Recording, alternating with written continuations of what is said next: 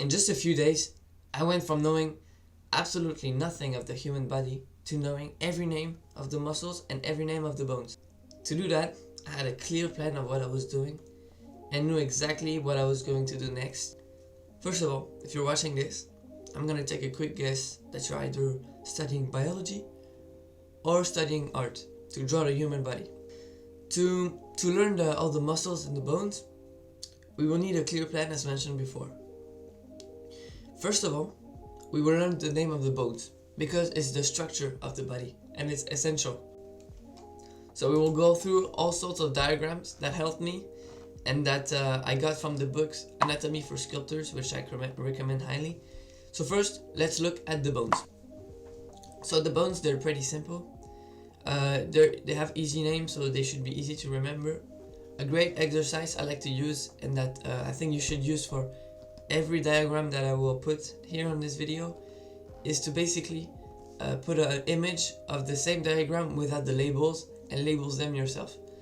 You can also do it with some notes. You can take notes, basically however you want, but that's how I did it, with a diagram without the labels and label them myself to test myself. Next up, we will look at the upper body first, especially the front and the back. So we'll look at the front here. I'm not gonna go through all the names of the muscles. Essentially, you just have to learn it. We then have the back with the lats, latissimus dorsi, that are pretty well known. And yeah, same as the front, you just learn it, and you can try the exercise I mentioned just before. You unlabel them and you try to label them yourself.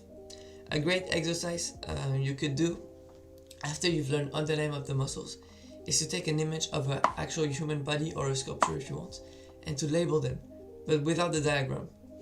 Finally, we have the last group of muscles that are very important, the legs. They're difficult to draw sometimes because there are a lot of muscles. You can see here the quads, which is a big group of muscles. The legs should take you a little bit more time to learn because essentially they're a bit harder because there are a lot of muscles.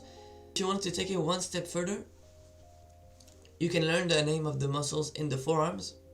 They have a lot of little muscles, which can be difficult to learn, especially with the names being quite long. So if you want to take it one step further, you can learn these.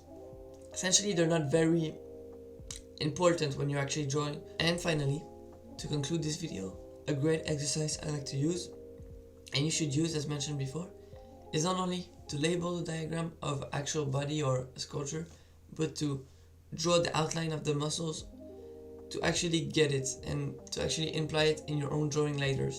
To finish off this video, here is an example of me practicing with the exercise mentioned before. Enjoy.